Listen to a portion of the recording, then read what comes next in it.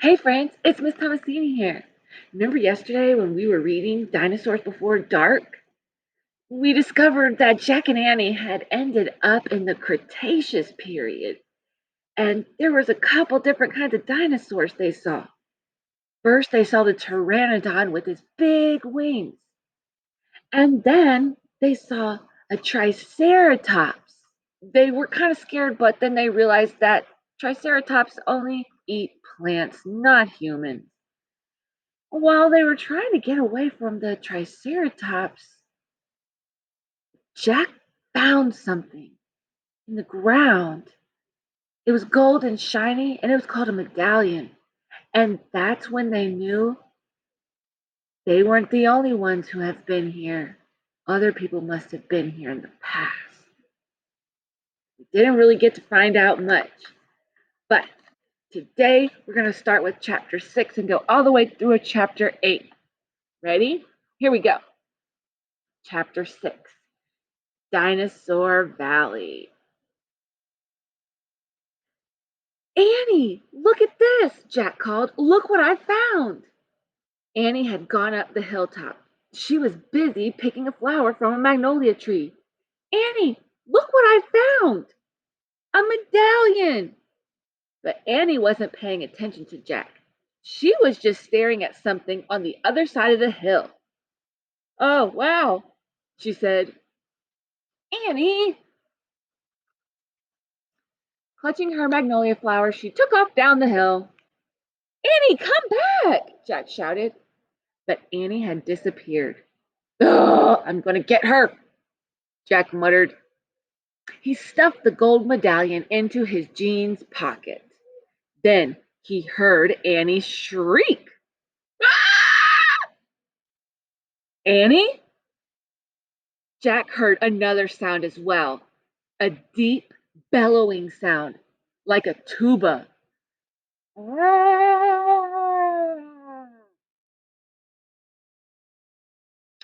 Jack, come here, Annie called. Annie! Jack grabbed his backpack and raced up the hill. When he got to the top, he gasped. The valley below was filled with nests, big nests made out of mud, and the nests were filled with tiny dinosaurs. This is just one. There was a lot.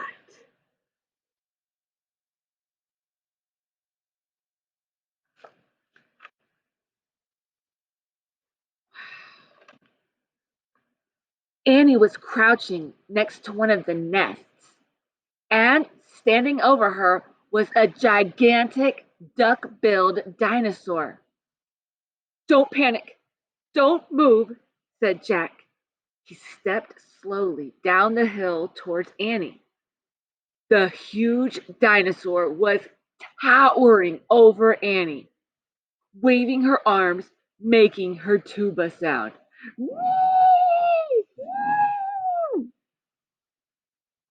Jack stopped. He didn't want to get too close. He knelt on the ground. Okay, move towards me. Slowly, he said. Annie started to stand up. Don't stand, crawl, said Jack. Clutching her flower, Annie crawled towards Jack. The duck-billed dinosaur followed her, still bellowing. Annie froze. Keep going, Jack said softly. Annie started crawling again. Look at what this dinosaur looks like. Wow. Jack inched farther down the hill until he was just an arm's distance from Annie. He reached out and grabbed her hand. He pulled Annie toward him. Stay down, he said. He crouched next to her. Bow your head. Pretend to chew. Chew? Yes, I read. That's what you do if a mean dog comes at you. She's no dog, Jack. Just chew, said Jack. Jack and Annie both bowed their heads and pretended to chew. Soon the dinosaur grew quiet. Jack raised his head. I don't think she's mad anymore, he said. Thanks for saving me, Annie said. You have to use your brain, said Jack. You can't just go running to a nest of babies. There's always a mother nearby. Annie stood up. Annie! Too late. Annie held out her magnolia flower to the dinosaur. I'm sorry I made you worry about your babies, she said. The dinosaur moved closer to Annie. She grabbed a flower from her. She reached for another. No more, said Annie. The dinosaur let out a loud tuba sound. But there are more flowers up there, Annie said. She pointed to the top of the hill. I'll get you some. Annie hurried up the hill. The dinosaur waddled after her. Jack quickly examined the babies. Some were crawling out of their nests. Jack took out the dinosaur book. He flipped through the pages. He found a picture of some duck-billed dinosaurs. He read the caption. The Anatosauruses lived in colonies, while a few mothers babysat the nests, others hunted for food. Do you see why they call it a duck-billed dinosaur? Look right here. The front part of their face kind of looks like a duck with its little mouth looking like flat and wide, like a duckbill. So there must be more mothers close by. Hey, Jack, Annie called. Jack looked up. Annie was at the top of the hill, feeding magnolia flowers to the giant Anatosaurus. She's nice too, Jack, Annie said. But suddenly, the Anatosaurus made her terrible tuba sound. Woo! Annie crouched down and started to chew. The dinosaur barged down the hill. She seemed afraid of something. Jack put down the book on top of his pack. He hurried up to Annie. Look, dinosaur's running away. Annie's pretending to chew. Jack's going to see what's going on. I wonder why she ran away, said Annie. We were starting to be friends. Jack looked around. What he saw in the distance almost made him throw up. An enormous, ugly monster was coming from across the plain.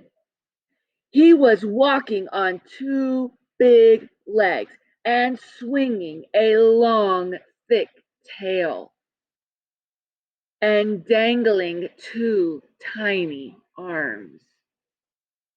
He had a huge head and his jaws were wide open. Even from far away, Jack could see his long, gleaming teeth. Tyrannosaurus Rex, whispered Jack. Ah!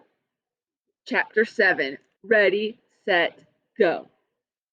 Run, Annie, run! cried Jack. To the treehouse!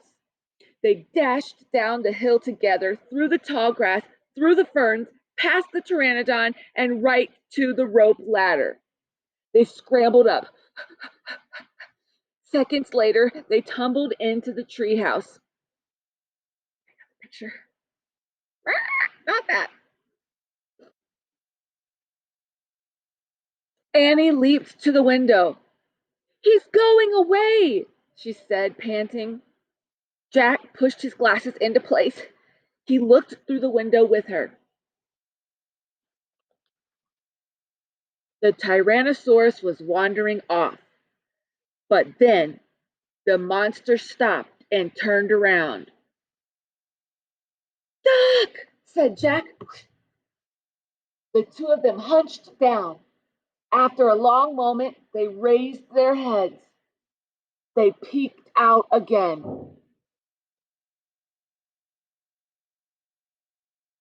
"Coast clear," said Jack. "Yay," whispered Annie.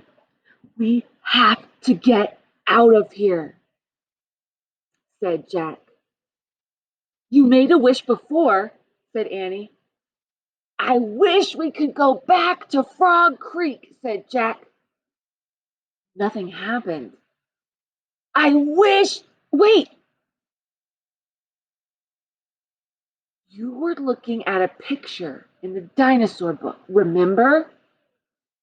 "The dinosaur book," Jack groaned. "Oh no, I left the book and my pack on the hill. I have to go back." "Oh, forget it," said Annie. "I can't," said Jack. "The book doesn't belong to us. Plus, my notebook's in my pack with all my notes." "Hurry," said Annie. Jack hurried down the rope ladder. He leaped to the ground. He raced past the pteranodon, through the ferns, through the tall grass, and up the hill. He looked down. There was his pack lying on the ground. On top of it was the dinosaur book. But now the valley below was filled with anatosauruses, all standing guard around their nests. Where had they been? Did fear of the Tyrannosaurus send them home? Jack took a deep breath. "Ready, set, go!" He charged down the hill. He leapt to his backpack. He scooped it up. He grabbed the dinosaur book. A terrible tuba sound. And another. And another. All the anatosauruses were bellowing at him. Jack took off. He raced up to the hilltop. He started down the hill, and then he stopped. The Tyrannosaurus Rex was back! Woo! And he was standing between Jack and the treehouse.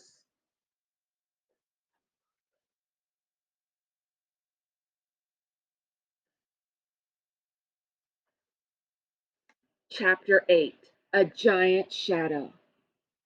Jack jumped behind a magnolia tree. His heart was beating so fast he could hardly think. He peeked out at the giant monster. The horrible-looking creature was opening and closing his huge jaws. His teeth were as big as steak knives. "Don't panic. Think." Jack peered down at the valley. Good. The duck-billed dinosaurs were sticking close to their nests. Jack looked back at the Tyrannosaurus. Good. The monster still didn't seem to know he was there. "Don't panic. Think. Think. Maybe there's information in the book." Jack opened the dinosaur book. He found Tyrannosaurus Rex. He read, "Tyrannosaurus Rex was the largest meat-eating land animal of all time. If it were alive today, it would eat a human in one bite." Ah! Great! The book was no help at all. Okay, he couldn't hide on the other side of the hill. The anatosauruses might stampede. Okay, he couldn't run to the treehouse. The Tyrannosaurus might run faster. Okay, maybe he should just wait. Wait for the monster to leave. Jack peeked around the tree. The Tyrannosaurus had wandered closer to the hill. Something caught Jack's eye. Annie was coming down the rope ladder. Was she nuts? What was she doing? Jack watched Annie hop off the ladder. She went straight to the pteranodon. She was talking to him. She was flapping her arms. She pointed at Jack, at the sky, at the treehouse. She was nuts. "Go! Go back up the tree!" Jack whispered. "Go!" Suddenly, Jack heard a roar. Roar! The Tyrannosaurus Rex was looking in his direction. Jack hit the ground. The Tyrannosaurus Rex was coming towards the hill. Jack felt the ground shaking. Should he run? Crawl back into Dinosaur Valley? Climb the magnolia tree? Just then, a giant shadow covered Jack. He looked up. The pteranodon was gliding overhead. The giant creature sailed down toward the top of the hill. He was coming straight for Jack. Okay, friends, we'll pick up with chapter 9 tomorrow. Chapter 9 is called The Amazing Ride. Thanks for listening. See you later.